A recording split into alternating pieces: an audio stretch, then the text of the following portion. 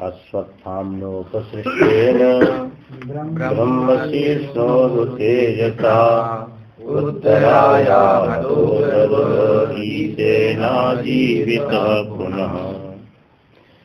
माधव कुछ बिछा हुआ है तो ठीक है।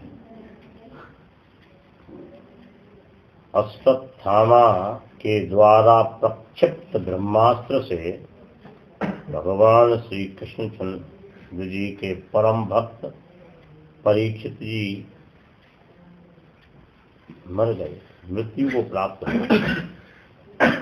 एक भगवान ने पुनः उनको जीवित कर दिया। भगवान किसी को जीवित करना चाहे तो दुनिया एक और हो जाए, भगवान एक।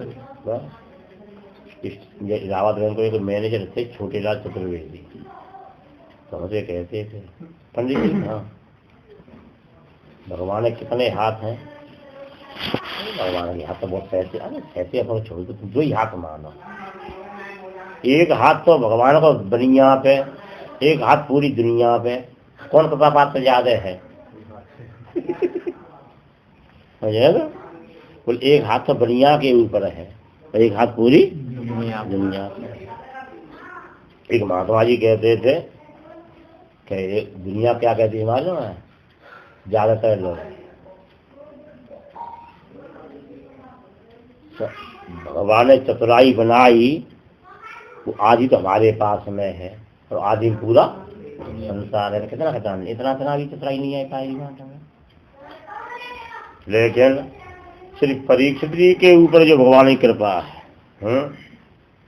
भगवान श्री कृष्णचंद्र जी ने परीक्षित जी को जीवित कर दिया। अन्यत्र वर्णन आता है, गुरुमत के अनुसार हम बता रहे हैं। गुरुमत हमारे गुरुदेव से जो सुना। हाँ, बोले भगवान श्री कृष्णचंद्र जी उसमें उपस्थित थे जब परीक्षित जी का जन्म हुआ। परीक्षित बड़े हुए। कुंती ने कहा केशव बालक मरा हुआ पैदा हो गया, अब इस वंश में संतान होने की आकांक्षा किसी को नहीं करनी चाहिए, क्योंकि सबके सब इसमें यहाँ बची हैं, केवल जो स्त्रियां पुरुष तो है नहीं। ये पांडव हैं 5 संतान के योग्य नहीं। भगवान श्री कृष्णचंद्र जी ने वहां पर बड़ा भारी प्रतिज्ञा की। उस प्रतिज्ञा को सुन के बड़े लोग दंग रह गए। भगवान ने कहा यदि मैं आज तक झूठ नहीं बोला, यदि आज तक मैंने कभी झूठ नहीं असत्य संभाषण नहीं किया, ये सत्य है, तो ये बालक जीवित हो। अरे कद का मारो, कद के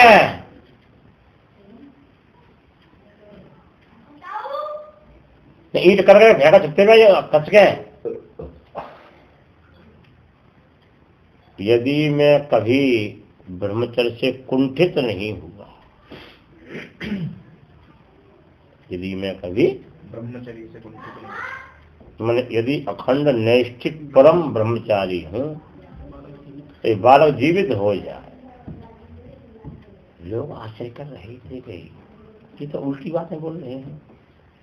यदि मैंने पांडव और कौरवों में वैषम्य का दर्शन नहीं किया, कोई भेदभाव नहीं किया है, यदि सत्य बात है, तो बालक का जीवित हो जाए। बालक ने आंखें खोल, तब वहां बड़े ऋषि मुनियों को मालूम पड़ा कि भगवान का कोई प्रिय अप्रिय नहीं है। भगवान तो सबके प्रिय, सबके हितकारी, सुख दुख सरित प्रशंसा का। भगवान तो सबके प्रिय हैं, सबके हितकारी हैं। तो भगवान श्री कृष्णचंद्र जी ने जीवित कर दिया। उन्होंने श्री परीक्षित जी के जब ये 2 कल्प की कथा हो गई ना जी। एक कल्प में तो भगवान श्री कृष्णचंद्र जी ने उत्तर आके गर्भ में जाकर के चक्र से रक्षा की, तो वहीं जीवित कर दिया, बालक का जीवित जन्म हुआ।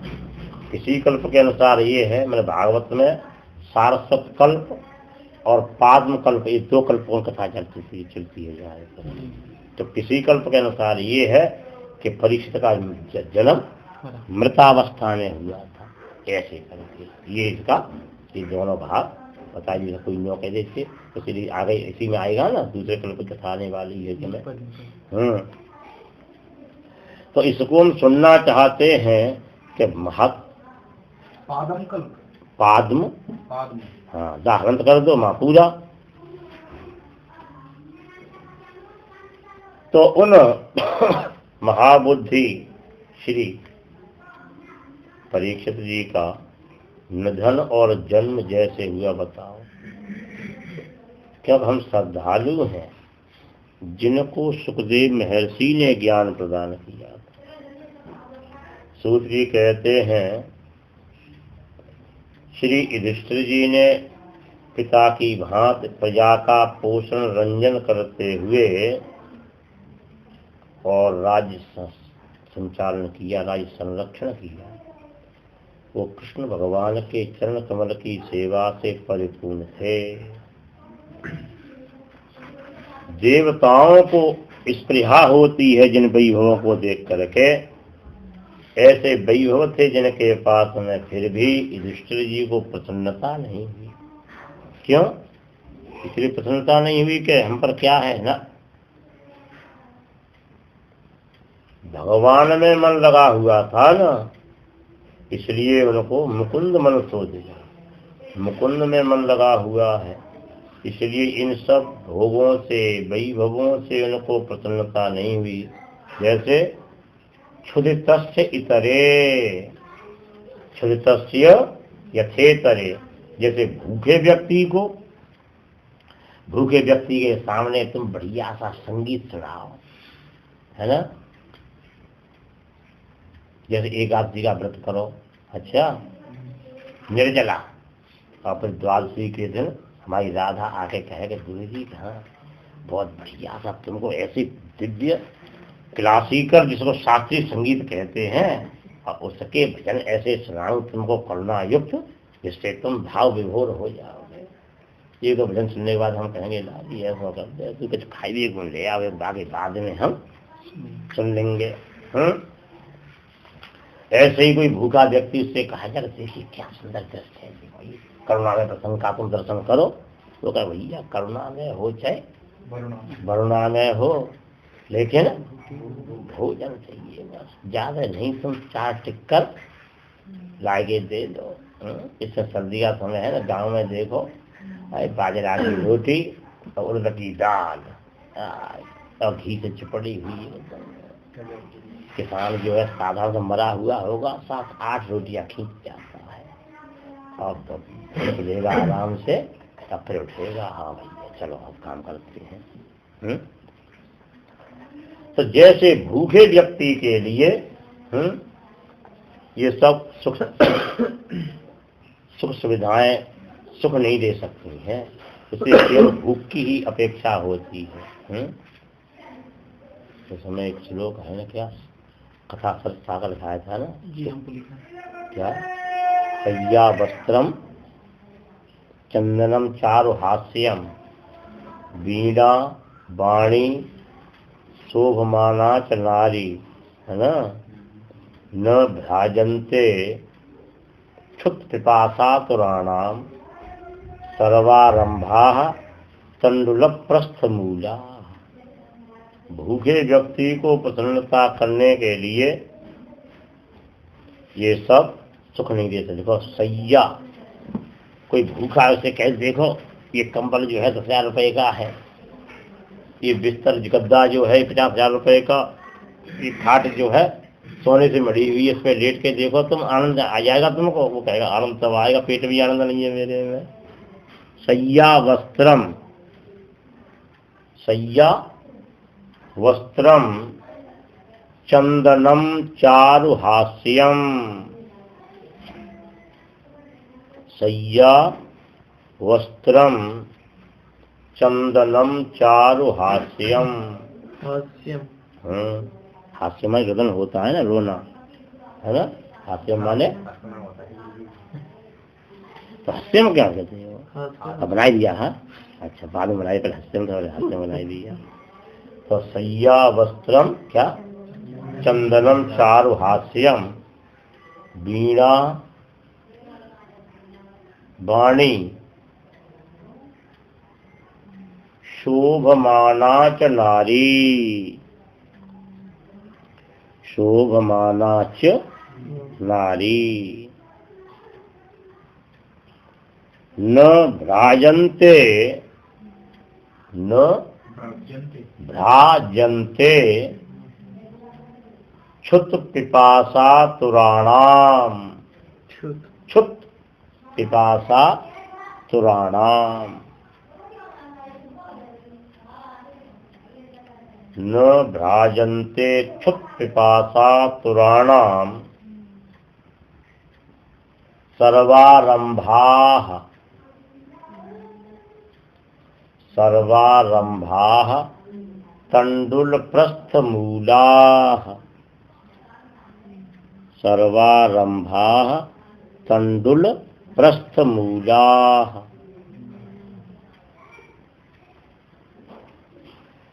तो क्षुत पिपासा तुराणाम, भूख प्यास से व्याकुल जो हैं उन व्यक्तियों को सैया, सुंदर सैया शयन नहीं करने योग्य, वस्त्र, चंदन, बड़े चंदन लगाए दो, चारों हाथ से सुंदर एकदम ऐसा हाथ का लोग लगता है कि मुर्दा भी खुश हो जाएगा। बीड़ा, दिव्य बीड़ा, वाणी एकदम मधुर अमृत जैसी वाणी, अतिशय सजी धजी भी षोडशी है, यौवना नारी जो है, और ये सब जो है माने इनसे सब व्यक्ति को तृप्ति होती है ना, लेकिन क्षुत पिपासा तुराणाम, जो भूख और प्यास से व्याकुल हैं उनको ये सब न भ्राजन से चमका नहीं सकते, सुखी नहीं बना सकते, सुख नहीं दे सकते। फिर सर्वारंभा, सभी कार्यारंभ कितने, तंदुल प्रस्थ, एक अंजलि भर के चावल दे दो किसी को, लोग बनाए जाओ। अब बड़ा भारी खाने वाला हो ना, एक अंजलि चावल बनाए लेगा तो कितना भी खराब ही क्यों न हो उसका बोले और मारा एकदम आनंद हो गया, हो गया। कथा सरित सार, कथा सरित सार। तो अपनी माता के गर्भ में विराजमान श्री परीक्षित जी ने ब्रह्मास्त्र के तेज से जलते हुए देखा, अंगूठे के समान अत्यय सुंदर मुकुट चमक रहा है, हाथ में गदा लिए हुए हैं, घुमा रहे हैं, सुंदर चार भुजाएं हैं, तपाया हुआ सोने के कुंडल हैं, एकदम उल्का पात के समान आभा कांति है। ऐसे देख करके भगवान ने उस ब्रह्मास्त्र के तेज को नष्ट कर दिया। क्यों? पिताजी के सामने पुत्र को तो शांत होना ही पड़ेगा। भगवान विष्णु का तेज, भगवान विष्णु पिताजी हैं और ब्रह्मा जी बेटा जी हैं, बेटा जी हाँ, या पुत्र जी को है ना, कोई पूछे तुम्हारे पिताजी कहाँ गए, तो पुत्र जी ये बैठे हुए, पिताजी का पता नहीं है। यहाँ तो दोनों दे दिया, यहाँ मरे हुए भी दे दिया और यहाँ पे जीवित। हाँ, मतलब दोनों कल्पना कथा मिली जुली है। जब कोई पूछ लेगा तो ऐसे ही बताया जाना ये निदान है। अच्छा, दो कल्पों कथा का यहाँ पर परिवेशन किया गया है। तो परीक्षित जी महाराज ने देखा, बड़े प्रसन्न हुए हैं। भगवान ने उनका प्राण संरक्षण किया। 10 महीने के इस बालक ने भगवान का दर्शन किया है और भगवान अंतर्हित हो गए। भगवान कृपा करते हैं तो गर्भ में ही सुरक्षा कर देते हैं जाकर, कृपा नहीं करते हैं तो बाहर भी नहीं करते, हाथ से बंदर रोटी लेके भेज जाता है, समझे? बड़ा मुश्किल से है, बड़ी मुसीबत होती। क्या रोटी बना के रख ली। एक बार मैं आश्रम में था तो बंदर कम थे, इसलिए से सादा ही नहीं रखते थे। मैं रोटी बनाई और बंदर रोटी लेकर आया, खिले भरा, मैं तमाचा दिया करते बंदर में। हाँ, उसमें काटते नहीं थे, आज तो खाई जाता है, अंदर होता था, उसमें अज्ञानी थे ये।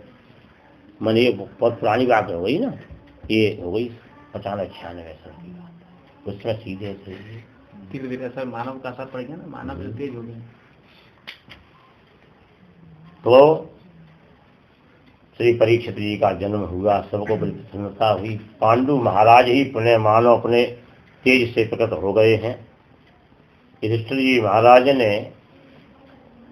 सोना, गऊ, पृथ्वी, गांव, हाथी, घोड़ा और मनोवांछित वस्तुएं, सुंदर अन्न ब्राह्मणों के लिए दिए हैं। प्रजातीर्थे सतीर्थविद, प्रजातीर्थ में, इसको प्रजातीर्थ कहते हैं। ये तुम्हारे नीचे लिखा होगा ना ये? हाँ, नहीं इसको भी लिखा होगा। 14 का जब तक नाल छेदन न हो जाए तब तक सूत्र नहीं लगता, और नाल छेदन के बाद में फिर सूत्र लग जाता है। इसलिए ऐसा नहीं किसी व्यक्ति का मरण हो गया तो अभी सूत्र नहीं लगा है, दाह संस्कार बाद तब होता है।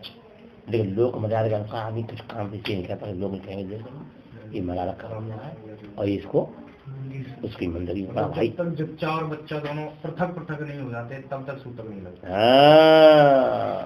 नाल छेदन, बच्चे की नाल में वो तो नाभि में कहीं धागा सा आता है ना, उसका उच्छेदन नहीं हो जब तक तब तक। तो इसलिए उस समय खूब बालक की ऐश्वर्य अभिवृद्धि के लिए दान देते। आगे भी दान करेगा, यूँ कहेगा अरे बालक का जन्म हुआ है तो कुछ फायदा होना चाहिए, और घाटा करेंगे हम। लेकिन युधिष्ठिर जी महाराज ने खूब दान दिया। तो इस लोग नीचे लिखा, उसको याद कर लेना। अच्छा, यावन छिद्यते नालम सावन नापनो सूतकम छिन्ने नाले ततो लोके, क्या है? छिन्ने नाले ततः पश्चात सूतकम विधीयते, है ना। और फिर नीचे पंक्ति, पुत्रे जाते व्यतीपाते दत्तम भवत साक्षय। हाँ, पुत्र के उत्पन्न होने पर जो दान किया जाता अक्षय फल देने वाला होता है। इसे तुम ज्ञान है ना, तुम लोग अपने बालकों के जन्म के समय खूब दान देना। उस समय ये नहीं होता, ऐसे नर तुरंत हो जाता है, जैसे मालूम पड़ा उससे पहली वस्तु रख लेते हैं पहले ही, और बालक का जन्म हुआ श्री पंडित जी बस श्री विष्णु विष्णु विष्णु बोल करके का संग्रह करते। फिर बाद में अपने जो तुम्हारे रक्त संबंधी नहीं है, जैसे बहन है, बुआ है, ये तो दूसरे खानदान की हो गई ना, वो संतान देती है। ऐसा है, धीरे धीरे ऐसा ही करेगा। जयराम बाबा को दान देगा, है ना। तो पंडित लोग आए, उन्होंने अपना मीन में सूरा नीचे पूरी ऊपर बूरा बनाना चालू किया, समझे ना। मीन मेघ वृक्ष सूरा नीचे पूरी ऊपर बूरा। तो उन्होंने कहा कि और महाराज जी बताओ। अरे बोले बालक बड़ा भारी तेजस्वी है। नाम?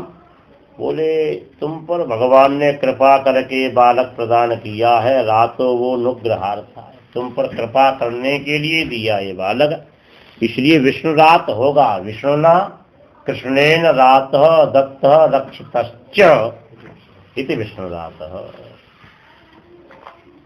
इस 16वें श्लोक में लिखा है ना, देखो, विष्णुना रात इति विष्णु रात। तो विष्णु माने भगवान श्री कृष्ण चंद्र जी। भगवान श्री कृष्ण चंद्र जी का जन्म कुंडली का नाम है विष्णु।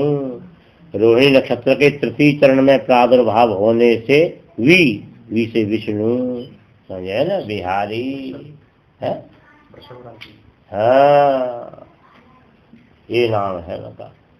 और ये और परीक्षित नाम क्यों होगा कि इन्होंने गर्भ में देखा और उस व्यक्ति को फिर जन्म के बाद में देखेंगे सब में, यही व्यक्ति है क्या, यही है, इसी नाम होगा परीक्षित। तो मनुष्यों में परीक्षण करेंगे भगवान कौन सा है। परीक्षित की व्युत्पत्ति बता दीजिए। अभी आगे आएगा ना, जैसे यहाँ इसमें लिखा हुआ था ना, जैसे आगे श्लोक आपका बताया दूंगा, तो उसमें देख करके हाल कर लोगे। तो अब उन्होंने कहा कि महाराज जी हम वो सुनाते हैं, न कहा फलादेश, अब फलश्रुति सुनाने लगे कुंडली की। वो ब्राह्मणों ने कहा साक्षात महाराज इक्ष्वाकु की भांति प्रजा का रक्षक होगा, ब्राह्मणों का परम भक्त होगा, सत्य बोलने में दशरथ नंदन श्री राम जी होंगे, दान देने में तो उसी नरेश शरणागत रक्षक शिवी महाराज के समान है। शिवी महाराज ने कमाल कर दिया, रक्षा के लिए मांस अपना शरीर काट करके ही चढ़ाई दिया। जब नहीं पूर्ति पड़ी तो हाथ कर ही काट के रख दिए, फिर भी पूर्ति खुद ही बैठ गए। फूलों की वर्षा होने धन्य होना, ऐसा कोई नहीं किया। और यज्ञ करने में साक्षात भरत जी के महाराज, भरत जी के समान होगा। भरत जी महाराज ने 133 यज्ञ किए, इंद्र पैर छूते थे और 27,000 बरस तक जवान रह करके उन्होंने राज्य किया। ये नहीं है कौमा भर्ती वो आयु संभाल ली गई है ना, कौमा भर्ती को आयु संभाल ली, इतने बरस के रह गए, मर गए, ये नहीं। तथा धनुषधारियों में ये अर्जुन के समान, दोनों अर्जुन, एक कहने के बाबा अर्जुन और एक बहुर सहस्त्र मुझे देखा, सहस्त्र बाबू अर्जुन। ये सिंह के समान, अग्नि के समान असह्य, समुद्र के समान दुस्तर, सिंह के समान पराक्रमी होंगे। चूहा की आवाज से डरेंगे नहीं है कि चूहा घर में खुल कर जाए, कोई गुस्सा है घर में कोई है, समझे ना। जैसे हमारे गोविंदा राधा बिजली नहीं हो और मजाल क्या, तो कोई खेत के गाड़ी कमरा से ले जाना जा करके ऐसे है।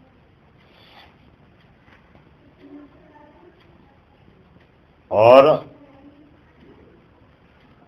सेनशीलों में माने सेवनियों में हिमालय, हिमालय का लोग बड़ा उपयोग करते हैं, जड़ी बूटियों का काम लेते हैं, मणियाँ निकालते हैं और जो है पहाड़ को फोड़ फोड़ करके पहले मकान बनाते हैं डाला करके आराम से। और पृथ्वी की भांति सहनशील होंगे, पिता माता के समान अपराधों को क्षमा करने वाले होंगे, ब्रह्मा जी के समान समता में, शंकर जी के समान प्रसन्नता में होंगे, संपूर्ण प्राणियों को आश्रय देने वाले होंगे जैसे भगवान विष्णु। संपूर्ण सद्गुणों के महात्म्य में ये कृष्ण के अनुयायी होंगे और रंतदेव के समान उदार, याति के समान धार्मिक और बलि के समान कृष्ण भक्ति में होंगे, प्रहलाद जी के समान सदग्रह, श्रेष्ठ वस्तुओं का संग्रह करने वाले होंगे। वृद्धों की उपासना करेंगे, ये वृद्धों को अपने बड़े बूढ़ों को वाणी भेज देंगे वृद्धाश्रम में।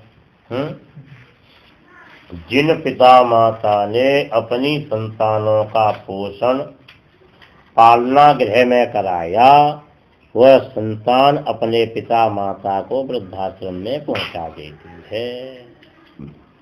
जिन पिता माता ने भीख मजदूरी करके अपने पुत्रों का पोषण किया, वे पुत्र ये कहते हैं कि हम भूखे मरेंगे तो हमारे माँ बाप भूखे मरेंगे, हम खाएंगे तो माँ बाप खाएंगे। इसलिए किसी भी गरीब का डोकरा डोकरी किसी भी वृद्धाश्रम में तुमको भर्ती दिखाई नहीं देगा। ये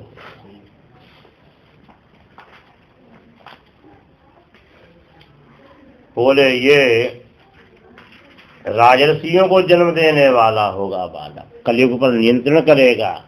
महाराज थोड़ा सा इसका ग्रह खराब है, काल सर्प योग बना हुआ है, तो वो जो है अब तो विष्णु पर नहीं छोड़ दिया, काल सर्प कराना और तो और पंडित कराने लग गए।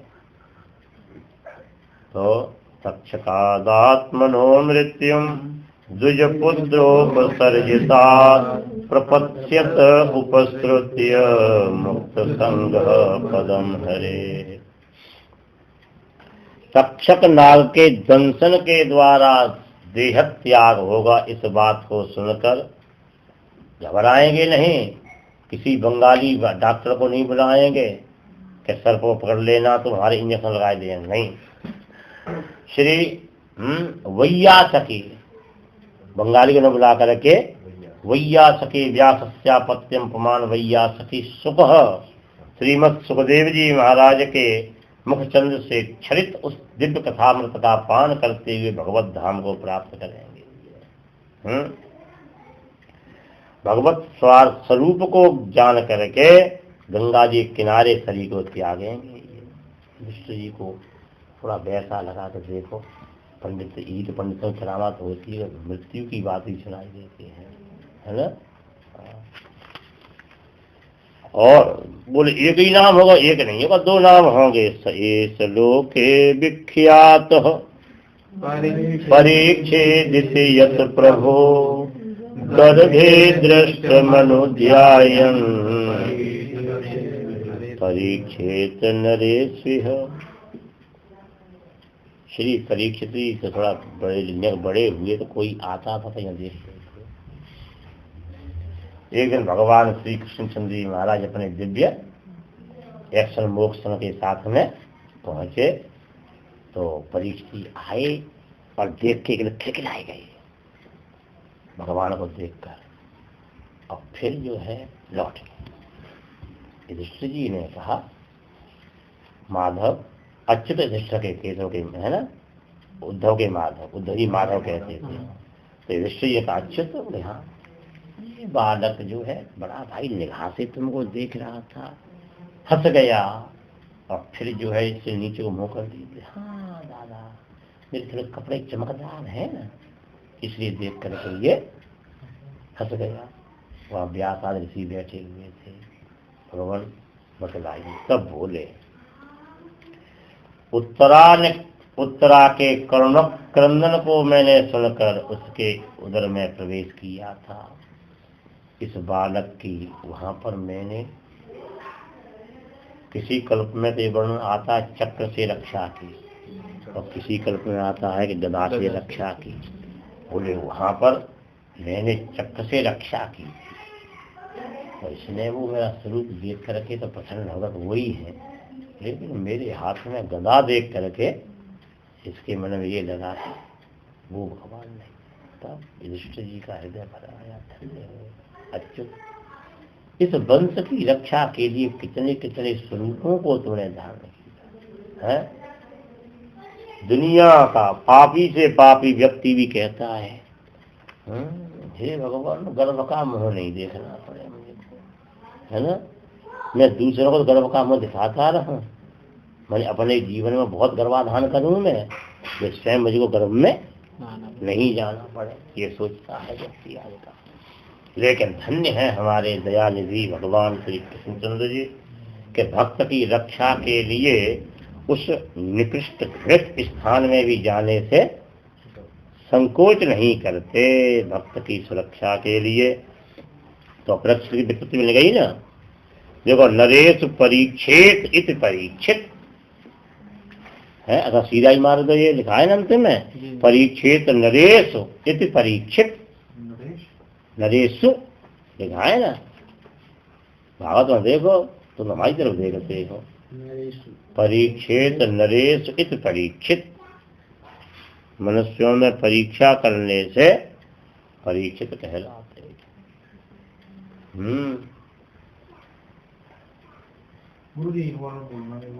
कितने लिखा ही हुआ है तुम्हारे, है ना। ये देखो ये 30वें श्लोक में परीक्षेत नरेश इति परीक्षित।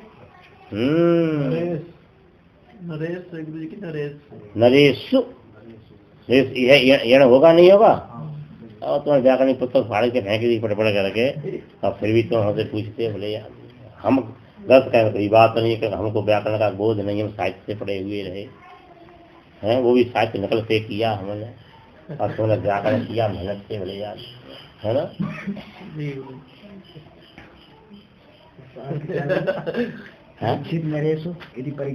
परीक्षित मैंने मनुष्यों में ये परीक्षा करे कि जिनको मैंने गर्भ में देखा था ये वही हैं कि दूसरे हैं।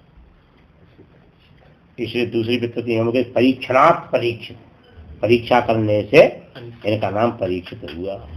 9वें स्कंद में आएगा परीक्षीणेषु वंशेषु, पूरा वंश परिनष्ट हो गया, सब इनके वंश 101 खानदान जो जितने सब से नष्ट हो गए, इसलिए बचे इतना परीक्षित हो गया। हो गया ना। बोले राजपुत्र परीक्षित जी का युधिष्ठिर जी ने वो जन्मांक चक्र का फलादि श्रवण किया, ब्राह्मणों को दक्षिणा दी, और दक्षिणा को बढ़िया ढंग से अपने जेब में व्यवस्थित करके पधारे एकदम।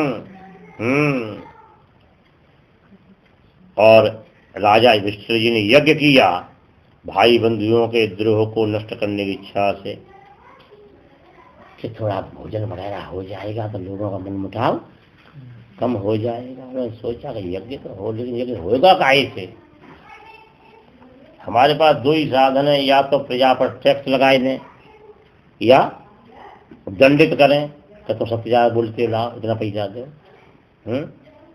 तुम जो है ज्यादा कमाते हो तो टैक्स दो। पूरे दंडित वृत्ति ये ठीक नहीं है। ऋषि चिंता मग्न बैठे हुए थे। जिस कृपाल जी फोटो में देखा था ना, कहीं किसी में यो है तो किसी में यो है? किसी में यो फूल बरस रहे हैं, ब्रह्मा विष्णु शिव गणेश वगैरह अपने विमानों से फूल बरसा रहे हैं, और कृपाल जी महाराज के सामने राधा कृष्ण दोनों जो है विराजमान है। राधा कृष्ण जी पर पूर्ण वर्षा नहीं, उन्हें भाई वर्षा हो गई, कृपाल पर वर्षा हो गई, है ना? राधा कृष्ण तो निर्दयी है, वो कृपाल। हाँ आई जाओ बैठी तो है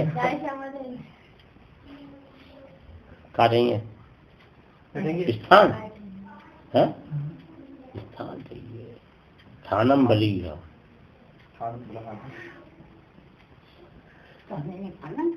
और क्या है? धीरे करें निकल जाइए, बुखार है। डॉक्टर गए? चलो बेचारा ठीक है, बेचारा बिहारी दर्शन करके जाते बेचारा बेबी, तो बिहारी दर्शन करके डॉक्टर कहते हैं हे भगवान कृपा करो, हम पे कृपा करो। माने कुछ ऐसे लोग जो भी यहाँ में जो हमारा कुछ बाल बच्चों के आगे हो जाओ, साग सब्जी फीस पर व्यवस्था करें कम से कम। और क्या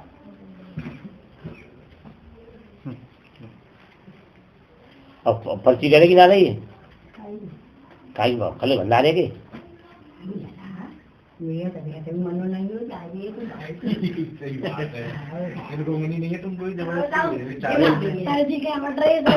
लगा लिए और सबने खड़े बर्जी बेटा और फिर एक बस रिकॉर्ड है ये। हाँ तो सुनो,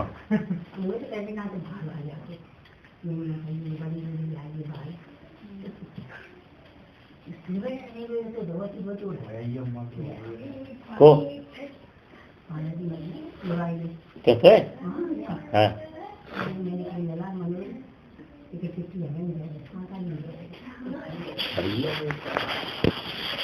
तो सुनो, युधिष्ठिर जी से भगवान ने कहा दादा क्या है? बोले यज्ञ करना चाहिए, करो यज्ञ। बोले पैसा तो है ही नहीं है हम पे। बोले सब यही कहते हैं ना पैसा नहीं है। भगवान तो जानते हैं ना, भगवान लोग चोर कहते हैं ना, है? कोई कहता माखन चोर है, लेकिन किसी ने कहा चोरों के सरदार, चोर जा शिखामणि। और इससे भी और बड़ा नाम दिया चौदागर कन्या। हाँ एक ने कहा यमुना सम्राट, चंबल का सम्राट होता है, नंबर एक कहते हो चंबल के कहते, तो भगवान यमुना सम्राट है। तो भगवान ने देखा कि देखो एक सूर्यवंशी राजा मरुत हुए थे, मरुत, उन्होंने इतना यज्ञ किया था, ब्राह्मणों को दान दिया था, तो सोना चांदी लेके ही नहीं गए।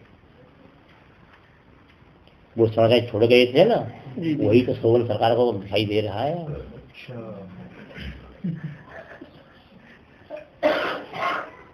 तो वह पड़ा हुआ था, इतने वहां पर थे, सोने कटोरा, सोने की पात्र, सोने के भोजन, सोने के थालों करते थे, डाल दिए जाते थे। नहीं हुए आए के व्यक्ति है ना, नहीं तो थाली साथ में लेके जाते। अब क्या था, भगवान ने कहा जो धन भूमिगत है उस पर राजा का अधिकार होता। इसी कारण तो ये साक्षात्कार नहीं कर दे रहे हैं हस्ताक्षर के ठीक है हम तुमसे कहते तुम निकाल लो संपत्ति।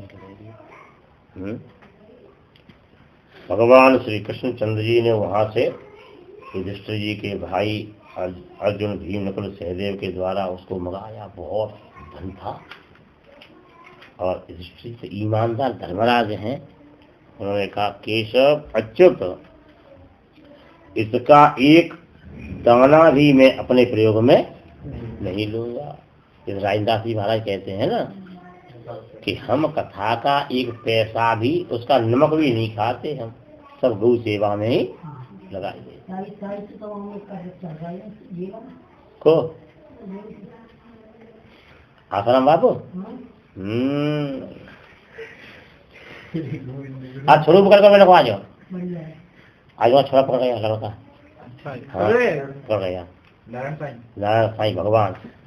अब तो बसदेव जी जेल में थे, भगवान ही जेल में पहुंच गए जाके।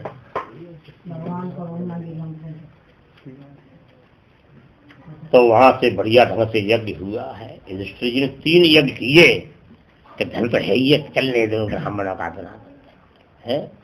ऐसे ही महाभारत में एक यज्ञ हुआ था, समझे ना। राजा का नाम था श्वेतकी। 12 वर्षों तक बरसोर धारा चलती रही। बरसोर धारा होती घी की होती है ना। ब्राह्मण परेशान थे बेचारे, महाराज आराम आराम, बेचारे परेशान थे 12 साल तक। अग्निदेव कवच अब कब्ज हो गया था, अग्निदेव को कब्ज हो गया था। वहां से भगवान श्री कृष्णचंद्र जी चले हैं, कुछ महीनों तक रहे थे। युधिष्ठिर जी महाराज से अनुमति लेकर के और वहां से चले अपने भाई बंधु पूछकर अर्जुन के साथ में द्वारकापुरी के लिए।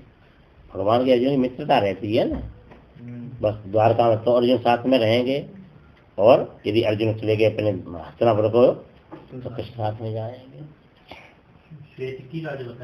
हाँ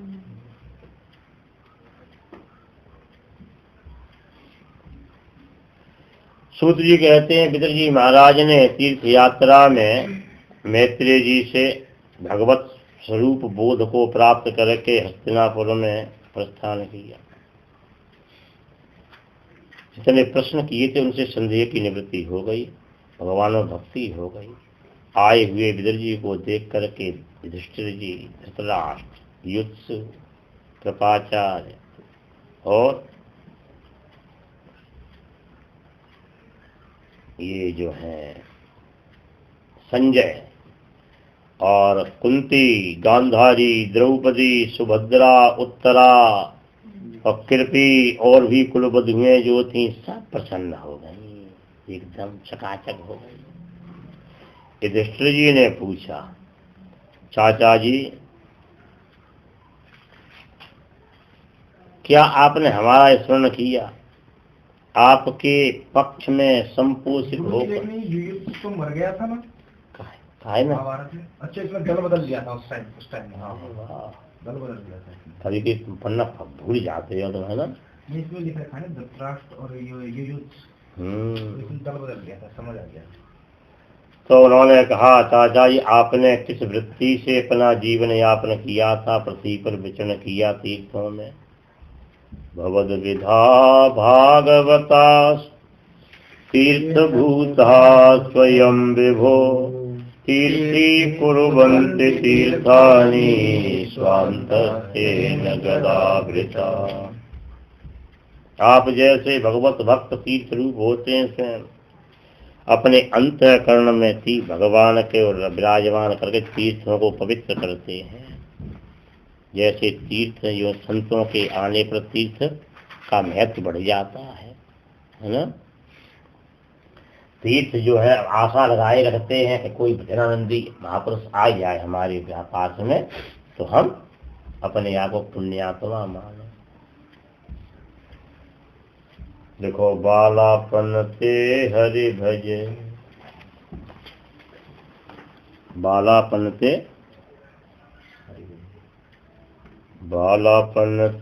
हरि भजे जगते रहे उदास,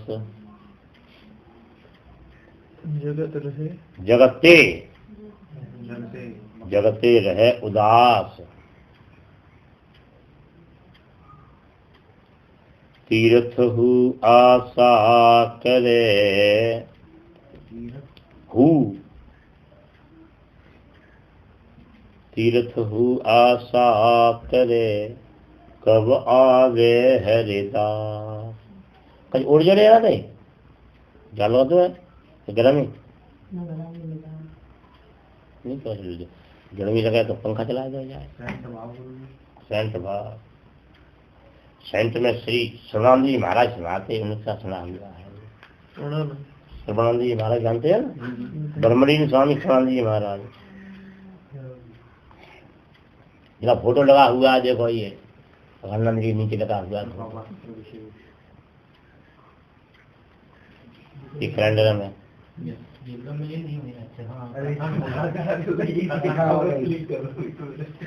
मैंने ब्रह्म माने भगवान के चिंतन में लीन।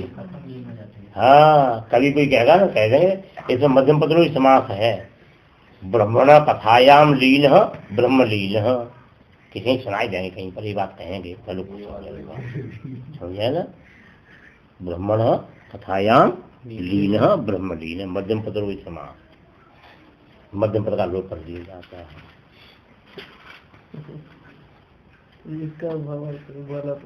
माने बचपन से भगवान भजन करता है, संसार से उदास रहता है, तीर्थ भी इच्छा रखते हैं, ऐसा भगवत भक्त हमारे पास में आ जाए तो हमारा तीर्थ सार्थक हो गया। तो आप जो हैं अक्षय प्रभागी हैं, भगवत भक्त हैं, आप घूमे होंगे हमारे भाई बंधु, क्या मिले कृष्ण भगवान के परिकर? यदि मिले तो हाँ, तो कैसे, कहाँ है?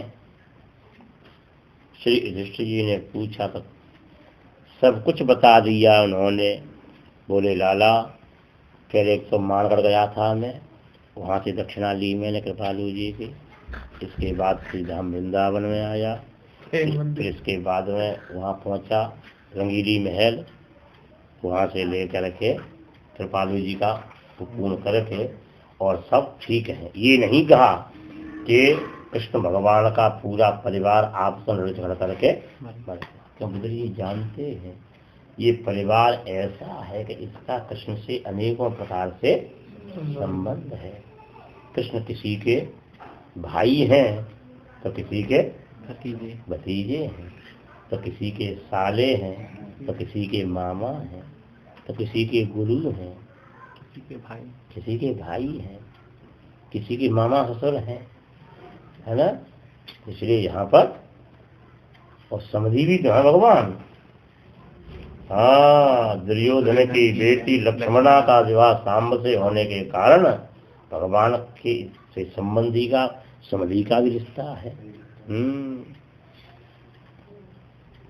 इस प्रकार से उन्होंने क्यों नहीं कहा, नन्व प्रियम दुर्विषहम नृणाम स्वयं उपस्थितम नावेदयत् करुणो दुःखितान् द्रष्टुमक्षमः।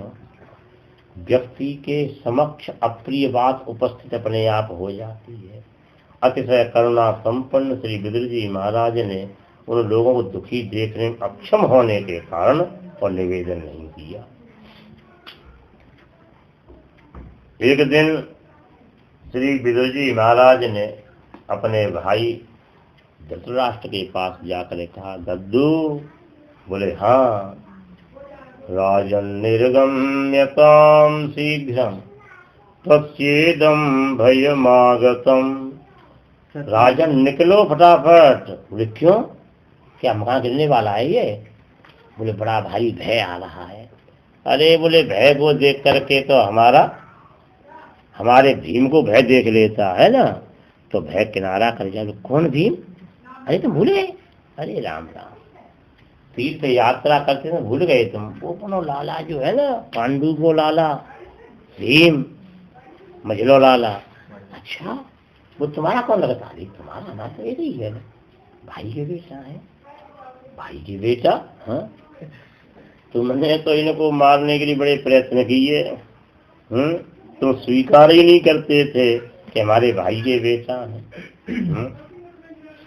अगले सुनो, परिवार में लड़ाई झगड़ा होती रहती है। वाह। अब तुम्हारा शरीर बुढ़ापे से ग्रस्त हो गया, फिर भी तुम जीना चाहते हो तुम। अहो महीयसी जंतुर जीविताशायया भवान भीमा प्रवर्जितम पिंड मादस्ये गृह पादवत्। जीव की जीवित रहने की आशा बड़ी बलवती होती है।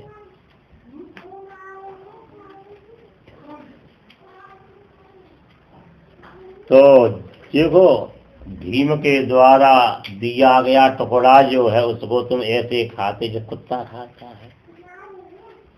अरे अपने भतीजे हैं। श्री युधिष्ठिर जी के वचनानुसार सभी भाई जो हैं एकदम गांधारी और धृतराष्ट्र की सेवा अपने पिता माता से ज्यादा करते थे। एक दिन धृतराष्ट्र ने कहा, मेरे पुत्रों का कर्म ही उनका काल बन गया। मेरे पुत्रों का दुष्कर्म जो था ना, वही उनका मरण का हेतु बना। मेरा तो बेटा युधिष्ठिर जो है बड़ा लाड़ प्यार देता है, और भीम तो मुझको लगता है मेरा दुर्योधन नहीं हो सकता। मेरी इच्छा होती है कि बेटा भीम मैं तुझको अपने गले से लगाऊं। और भीम दादा जो है मोटे जरूर हैं, लेकिन भीतर से पोले हैं। पोले माने एकदम खाली, भीतर से खाली है, शुद्ध हृदय है। चलने लगे। भगवान कृष्ण ने कहा, दादा कहाँ चले? अरे बोले ताऊ जी आशीर्वाद देंगे मेरे को। अरे तो आशीर्वाद नहीं, जल्दी क्यों ले रहे? थोड़ा आशीर्वाद इकट्ठा कर देंगे ताऊ जी को, इतनी जल्दी क्या मची है? उन्होंने कहा, फूफा जी हाँ क्या तैयार होके आ रहे हैं? ठीक है आ रहे। वो बैठे हुए थे। भगवान कृष्ण जी ने कहा, ताऊ जी स्नेह देखोगे तुम? हाँ जरूर देखें। तो दिखाते हैं। एक लोहे का भीम था दुर्योधन के पास है, उसमें गदा मार मार के अभ्यास करता था। द्रोणाचार्य ने कह दिया था, इस लोहे के भीम को जो तोड़ देगा तू तब समझ लेना कि संभवतया भीम को मारने की तेरे अंदर क्षमता आई जाए। लेकिन उस लोहे का भीम वैसा वैसा ही रहा, और दुर्योधन भूतपूर्व हो गए। वो लाके रख दिया भगवान श्री कृष्णचंद्र जी ने। फूफा जी आए गए, भीम दादा दे दो आशीर्वाद। और जरा वो धृतराष्ट्र ने क्या किया, यो करके कस के दबाया यो, और कहा, अरे मेरे 100 पुत्रों के हत्यारे तू बच नहीं सकता। और लोहे के भीम का धूल बनाई दिया। धूला कहते हैं भाई भाषा, धूला मलेगन धूल उड़ाई दी। भगवान ने कहा, अब जाओ दादा, भीम दादा आशीर्वाद ले लो। है डोकराम सिंह चाहा तो हाँ महाभारत में वर्णन है। धृतराष्ट्र जी युद्ध करते थे, शब्द वेदी थे ये, जहाँ से आवाज आई वहीं पर बाण लगता था, ऐसे थे। अच्छा, यानी ताकत कम करनी चाहिए। तो जब जब भोजन लेके जाते भीम तो कहते, ताऊ जी ले भोजन। ला बेटा कारण कह देते, तो लड़का तो खाली हमको भी खाओगे क्या? तो बड़ा दुख होता था। युधिष्ठिर आते ताऊ जी को रोता देखते, ताऊ जी क्या बात है, मैं भीम लगे वहाँ है। युधिष्ठिर कहते, भीम यदि मैंने ताऊ जी की आंख से आंसू देख लिया तो बस हमारा कोई रिश्ता नहीं है। तो दूसरे ने कहते, सुन हे बुढ़े, ये भोजन करना है ना तो दादा से नहीं कहेगा। अब धृतराष्ट्र की बड़ी समस्या थी कि रोना भी और आंसू भी बहना नहीं चाहिए। जबर मारे रोवन न दे, धींगरा मारे रोवन न दे। जबर के बीच में से और मारे और रोवन न दे, इस प्रकार से। तो ये फेंक देते यो करके। तो विदुर जी ने कहा, क्या अपमान में जीवन जी रहे हो तुमने कसर नहीं छोड़ी इनको सताने में, समझे ना? अग्नि लगाई, विष दिया, इनकी पत्नी को तुमने दूषित करने का विचार बनाया पूरा। वो तो भगवान ने ही लज्जा करके ढक दिया। नहीं तुम्हारी इच्छा यही थी कि नग्न हो जाइए, और तुम्हारा शरीर बूढ़ा हो गया है। जैसे कपड़ा कितना ही पुराना हो जाए और उसको तुम प्रयोग नहीं करोगे, तो जब तुम पहनोगे तभी फट जाएगा वो। और क्या। तो स्वार्थ रहित होकर के, मुक्त बंधन होकर के तुम और शरीर का यहाँ से घर त्याग दो। देखो, जो व्यक्ति अपने द्वारा अथवा किसी दूसरी प्रेरणा से वैराग्यवान होकर के घर छोड़ के चल देता है, उसी को तो नरोत्तम कहते हैं। भले ही नरोत्तम पीठ बनावे या नहीं बनावे वो। इसके आगे बड़ा समय वैसा आ रहा है जो बड़ा नाजुक है। तुम चलो। क्या करूं भैया, कैसे जाऊं? जाने के लिए बहुत रास्ते हैं, न जाने के 50 बहाने हैं, और जाने के लिए बहुत साधन है, बहुत साधन है जाने वाले के लिए। कौन ले चलो? हम ले चले? कौन ले चलेगा जो हम कह रहे हैं? और क्या। हाँ, चल रहे हैं श्री धृतराष्ट्र जी महाराज। गांधारी चल रही पीछे। हिमालयम न्यस्त दंड प्रहर्षम मनस्विनामेव सतसम प्रहार। हिमालय के लिए चल दिए हैं। जैसे उदार वीर जो होते हैं, सामने वाले वीर का छाती में प्रहार खा करके बड़े प्रसन्न होते हैं। पीठ में प्रहार यदि हो गया अपने द्वारा तो दुख होता है वीर को, और किसी ने पीठ में प्रहार कर दिया अपने तो दुख होता है वीर को। क्योंकि ये मैं तो नरक में जाऊंगा ही, ये भी नरक में जाएगा। प्रभात काल हुआ, युधिष्ठिर जी महाराज ने देखा अग्निहोत्र आज से संपन्न होकर के आए हैं। पिताजी, ताऊ जी और ताई जी को प्रणाम करने के लिए चाचा जी भी नहीं दिखाई दिए। संजय जी विराजमान थे। अरे गवलगण के पुत्र संजय, हमारे ताऊ जी और ताई जी कहाँ हैं? चाचा जी कहाँ हैं? कहीं ऐसा तो नहीं है कि उन्होंने संदेह किया हो मेरे ऊपर कि जिसने मेरे पुत्रों को मार दिया मुझे क्या छोड़ेगा? तो कहीं गंगा जी में तो नहीं कूद के मर गए? तुम्बुरु गंधर्व के साथ में। इतने में श्री नारद जी महाराज आगे बीना बजाते हुए युधिष्ठिर जी ने कहा, गुरुदेव, ताऊ जी ताई जी का दर्शन नहीं हो रहा है। अरे बोले, नारद जी का स्थान है तुम्बुरु? तुम्बुरु नारद जी का स्थान है? गुरु भाई थे। संगीत विद्यालय में पढ़ते थे ना। हाँ। विश्वावसु तुम्बुरु। हाँ, तो ये गुरु भाई है। नारद जी ने कहा, देखो माँ कंचन सुचो राजन जदीश्वर वसन जगत लोकहा सपाला यस्ये में बहंति बलिमीसित हो। राजन, शोक मत करो, किसी भी चिंता मत करो, कोई प्रवाह मत करो। भगवान ही मिलाने वाले, भगवान ही छुड़ाने वाले हैं। जैसे बैल को रस्सी में बांध करके और कहीं का कहीं ले जाता है, छोटा बच्चा भी ऐसे ही काल की द्वारा रस्सी में बंधे, वेद वाणी रूपी रस्सी में बंधा हुआ व्यक्ति इधर उधर चलता रहता है। संसार को तुम नाशवान समझते हो अथवा शाश्वत समझते हो, दोनों ही नहीं समझते। किसी प्रकार से भी तुमको शोक करने का स्थान नहीं है। स्नेहात अन्यत्र मोह जात, क्योंकि स्नेह तो मोह से उत्पन्न होता है। मोह सकल व्याधन कर मूला।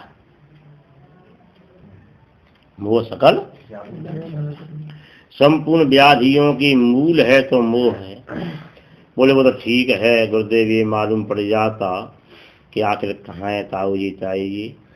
बोले देखो, धृतराष्ट्र जी गांधारी जी के साथ में हिमालय के दक्षिण में गए हैं। सप्त स्रोत, जिसको सप्त सरोवर कहते हैं, हरिद्वार में वहाँ पर हैं। वहाँ त्रिकाल स्नान करेंगे। अरे बोले तो जाए के पहुँचता हूँ। हैं श्री सत्यमित्रानंद गिरी जी महाराज के यहाँ पर उनको वातानुकूलित कमरा दिलवाई दूंगा, एकदम भोजन आदि की व्यवस्था करवाई दूंगा, नहीं तो पतंजलि में ठहराई दूंगा उनको। रामदेव बाबा से कहकर 100-200 से उनके मुकदमे भी माफ हो जाएंगे ऐसे। बोले सुनो, तस्यांतरायो मयि वा भूः संन्यस्था किल कर्मणः। उनके विघ्न मत बनाओ तुम जाकर। अच्छा, किसी के भजन में बाधा नहीं डालनी चाहिए। बोले दर्शन नहीं, आज के 5वें दिन तो उनकी राम नाम सत्य हो जाएगी। अरे वाह गुरुदेव, फिर तो जो है हरिद्वार में पूरी में उनकी शोभा यात्रा निकलवा कर बढ़िया चंदन और पथमेड़ा के घी में उनका संस्कार करवाएंगे। पथमेड़ा घी 600 किलो आता है मात्र। अभी भी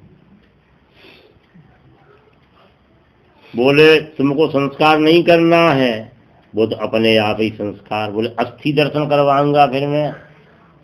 बोले अस्थि दर्शन भी नहीं, भस्मी भविष्यति, और वही भस्म ही बन जाएगी पूरे, तो अच्छी ढूंढ नहीं पाओगे। बोले ताई जी ताऊ जी साथ पढ़ाए जाएंगे। जब ताई जी देखेंगी कि जिस झोंपड़ी में भजन करते थे उनकी योगाग्नि के द्वारा शरीर जलने लग गया, झोंपड़ी जल गई, उसी में जो है ताई जी प्रवेश कर जाएंगी। बोले चाचा जी, बोले चाचा जी तो तीर्थ यात्रा करेंगे। विदुरस्तो तदाश्चर्यम् निशाम्य कुरुनंदन हर्षशोकयुतस्तस्मात् गंतातीर्थ निसेवक। युधिष्ठिर जी बड़े भारी गंभीर हो गए। नारद जी ने कहा सुनो, क्यों गंभीर होते हो, सब भगवान की मौज है, ऐसे मानो तुम। देखो श्री नारद जी ने कहा यत अभाव न तद भावी, भाव चेन न तदन्यथा, इति चिंता विसघ्नोयम अगधः किम न पीयते। जो नहीं होना है तत् अभावी तत्भावी न, उसे कोई कर नहीं सकता, और जो होना है उसको कोई मेट नहीं सकता। ये चिंता विष को नष्ट करने की महत्वपूर्ण दवाई है। इसको कोई नहीं पीता, इसको पियो, कोई चिंता ही नहीं है। लिख लो, यत अभाव न तत् भावी, यत अभाव न तत् भावी।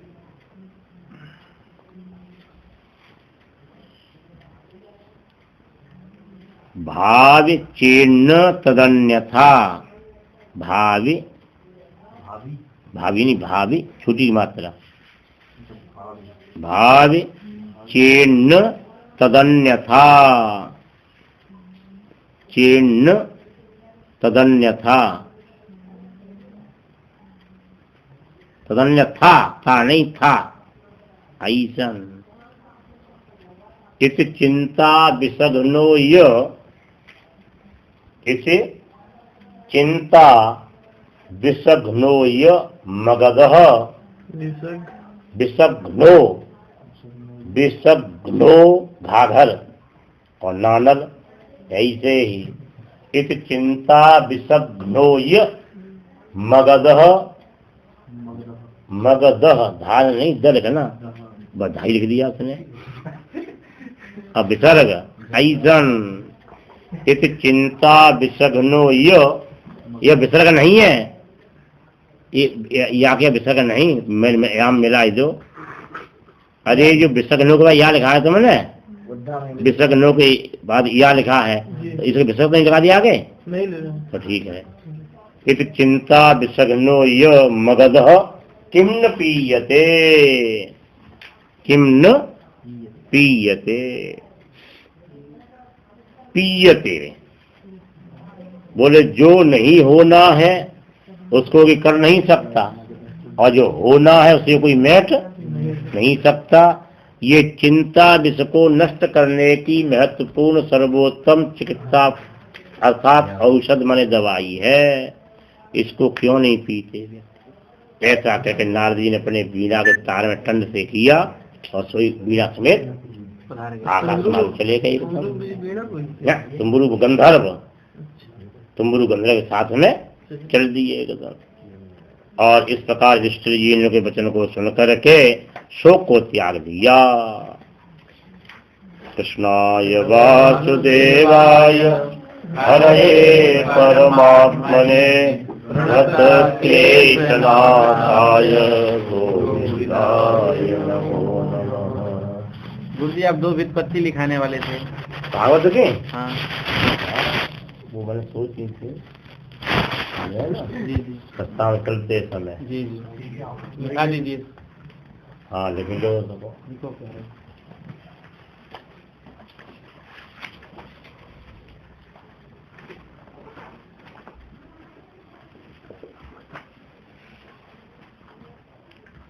भागम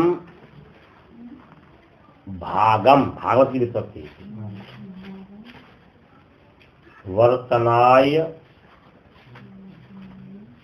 प्रेरयति इति भागवतम। भागम वर्तनाय प्रेरयति इति भागवतम। अपने भाग को ही ग्रहण करो, इसकी प्रेरणा जो प्रदान करे उसका नाम है भागवत। और दूसरे के भाग को हड़पने की जहाँ प्रेरणा हो उसका नाम है महाभारत, है ना।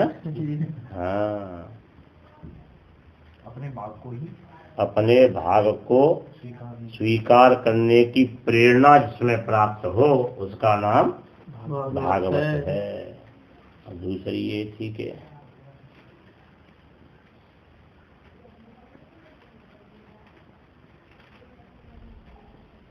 मन भक्ति ज्ञान वैराग्य, है ना। ये तो लिखाई थी पहले, है ना। अब वो ध्यान आ नहीं रहा है हमको, फिर चिंतन करेंगे घूमते फिर लिखाएंगे। ये तो लिखाई दिया था।